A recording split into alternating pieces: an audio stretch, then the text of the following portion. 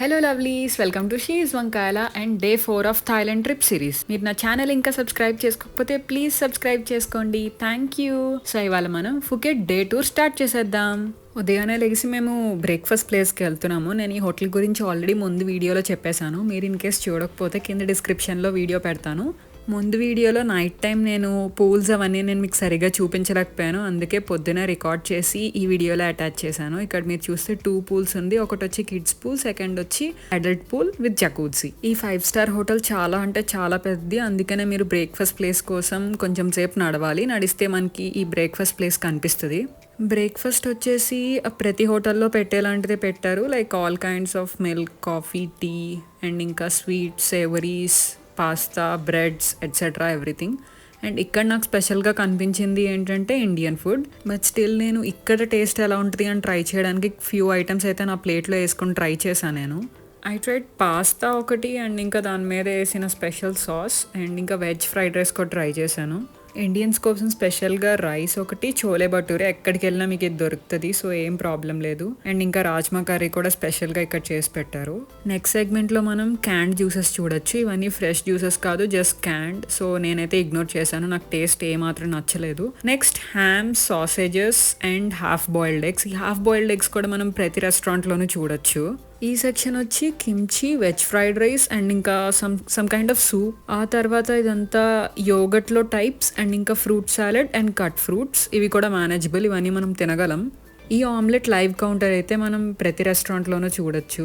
వీళ్ళైతే ఉప్పు కారం ఏది వేయరు. మనకు కావాల్సిన choice of vegetables, cheese and ఇంకా నాన్ వెజ్ ఏమైనా కావాలంటే దాని మీద వేయించుకోవచ్చు. బట్ ఉప్పు కారం అస్సలు వేయరు, మనం స్పెషల్గా దాని మీద వేసుకొని తినాలి.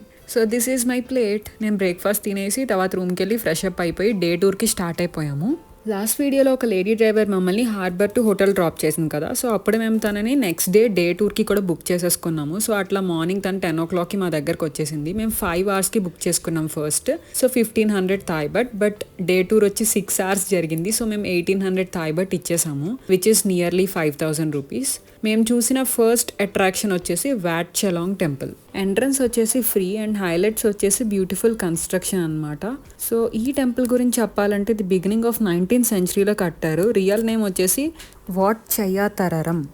ఇది ఫుకెట్లోని పెద్ద టెంపుల్ అండ్ ఎక్కువ టూరిస్ట్ విజిట్ చేసిన టెంపుల్ కూడా. అండ్ టెంపుల్ లోపల ఏముంటాయంటే వాల్స్ అండ్ సీలింగ్స్ లోపల బుద్ధ లైఫ్ని ఎక్స్ప్లెయిన్ చేస్తూ పెయింటింగ్స్ ఉంటాయి. అండ్ ఇంకా డొనేషన్స్ చేస్తారు కదా, అట్లా గోల్డెన్ స్టాట్యూస్ కూడా లోపల ఉంటాయి.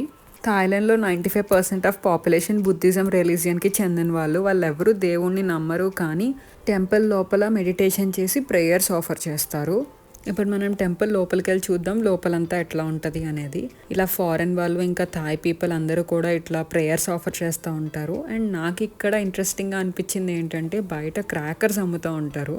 ఇటుకలతో కట్టిన రూమ్లో ఆ క్రాకర్స్ లోపల పెట్టి కాలుస్తారనమాట. ఆ సౌండ్స్ అన్ని మనం టెంపుల్ విజిట్ చేస్తూ ఉంటే మనకు వినిపిస్తూ ఉంటాయి వెనకాల. నాకైతే అది చాలా ఆశ్చర్యంగా అనిపించింది, ఏంటి కొత్త ట్రెడిషన్ అని చెప్పి.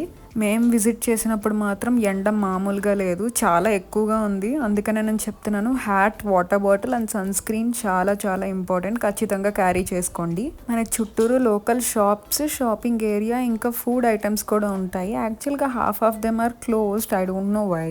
ఈ టెంపుల్ ఆర్కిటెక్చర్ చూసైతే నేను మీ అందరికీ ఖచ్చితంగా వెళ్ళమని సజెస్ట్ చేస్తాను. ఫొటోస్ అయితే అట్లా వచ్చాయి. నెక్స్ట్ మేము వెళ్ళబోయే ప్లేస్ ఏంటంటే బిగ్ బుద్ధా.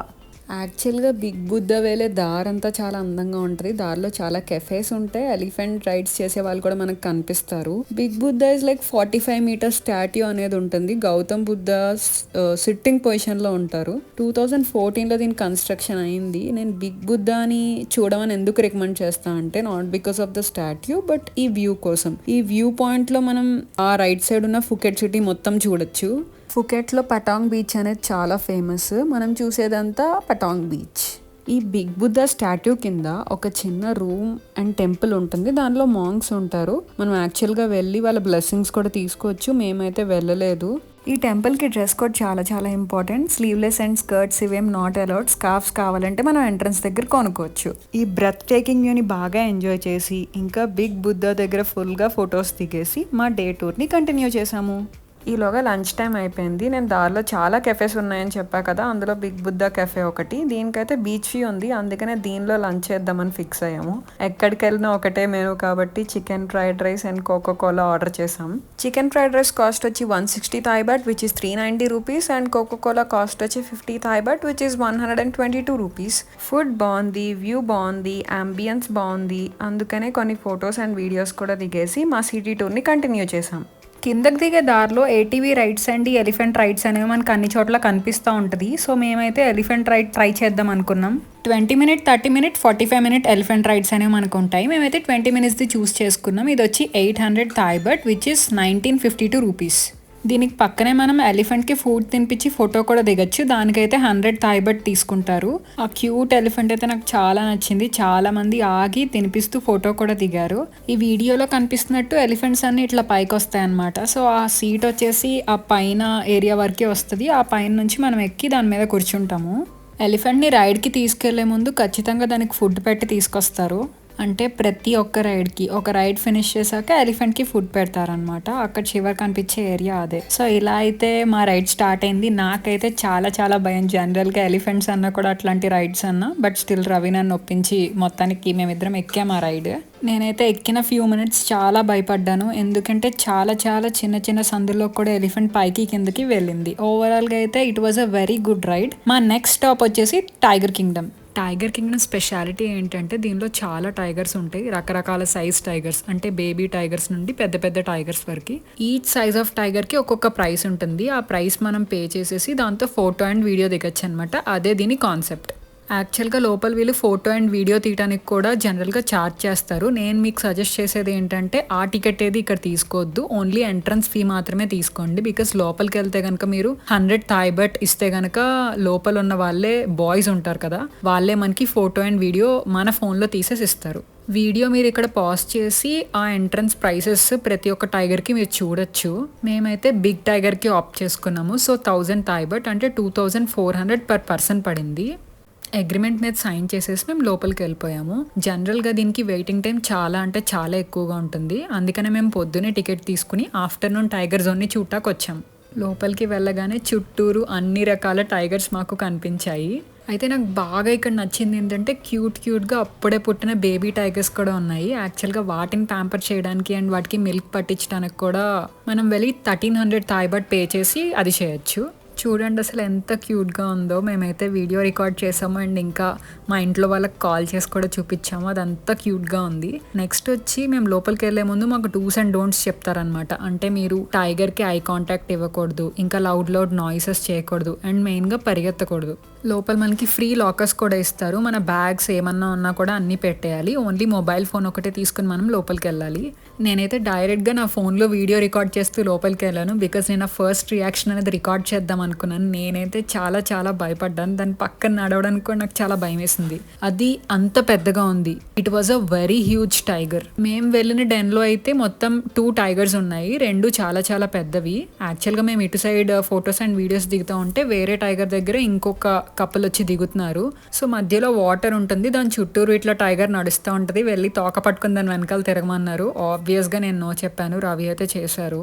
సో నేను చెప్పా కదా ఫొటోస్ అండ్ వీడియోస్, వాళ్ళైతే వీడియో ఇంత బాగా తీస్తారు. నా వీడియో అయితే నాకు చాలా బాగా నచ్చింది. సో రవి ఒక సోలో వీడియో దిగారు, నేను ఒక సోలో వీడియో దిగాను అండ్ మేమిద్దరం కలిపి కూడా ఇంకొక వీడియో దిగాము. దీంతో పాటు పిక్స్ కూడా ఉన్నాయన్నమాట.